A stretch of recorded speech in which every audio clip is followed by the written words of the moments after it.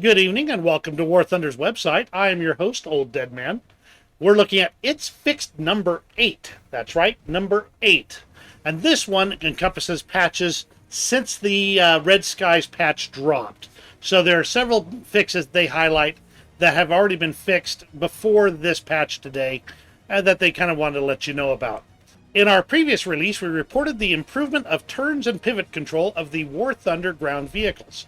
Though this improvement was warmly appreciated by the community, you have pointed out odd vehicle behavior on steep slopes. When moving down a hill, a driver might forget to switch to a higher gear, making a vehicle slower than it could be moving.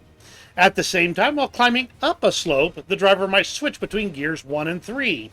These issues are solved now. A driver selects a proper gear ratio depending on the circumstances. Go up better and down faster. And now I was bitten by this particular bug. In fact, I was facing an issue where I would go up a steep hill and the tank would go up, would speed up, and then it would slow down to a stop. Speed up, then slow down to a stop. And what was going on was a driver would have the vehicle in first gear, and it would get up to a certain speed, and he'd shift into second gear. And then when he'd shift into second gear, would no longer have enough torque to pull the hill, so the tank would slow down and stop. And then the driver would shift into first gear again and start pulling the hill. And then he'd shift into second when it got up to speed. And the tank would slow down and stop. And add, repeat. And this, from the current patch and the way it's performing right now, there's still some of that hunting going on. So it is doing that, but it is more robust and it's moving between those gears in slightly more intelligent ways. You may find that you might want to set up your manual engine control for tanks and shift it by hand. I did find that when it was hunting too much, that if I did that and I downshifted to an effective gear to pull the hill, then it would no longer cause any issues. And the key is you just manage the engine yourself at that point. But that's a good fix. Glad to see it back in. Client Crash Fix. Immediately after the Red Skies update, we rolled out several important fixes to prevent a game crash. The key one was related to the function of downloading additional content only from your hangar. Your bug reports helped greatly to make it happen as fast as possible. The Gaijin Dev team would like to thank all the players who inform us about such issues. Thank you all. Now, I wasn't affected by this particular set of bugs myself.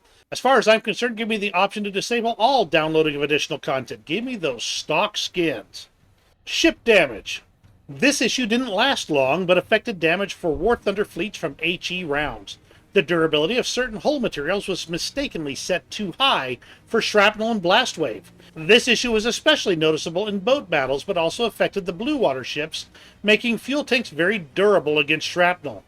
Well, you'd better be afraid of those HE rounds again. This issue is happily solved. Be afraid of HE. Be very afraid. ATGM Fix. When the Red Skies update went live, we got numerous reports concerning the odd trajectories of the anti-tank guided missiles. Obviously, they were not supposed to fly like that. We fixed that rather fast, but we're not sure all the players got the good news in time. The Snail reports, ATGM launch issue is fixed once and for all.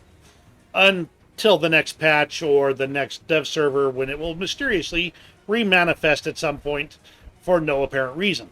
But anyway, seriously, I'm glad to hear they fixed this. A lot of this mostly affected upper tiers, but at least being able to reliably aim your ATGMs is a good thing.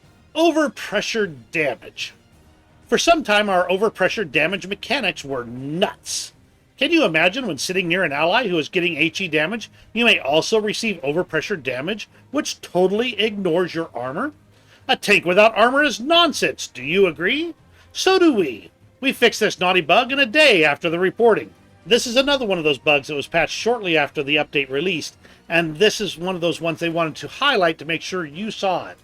And to be honest, there were some ridiculous chain kills going on, where somebody would put a large HE shell against one tank in a cluster, and it would set each of those the tanks around it off because the overpressure was ignoring the armor of all the other tanks.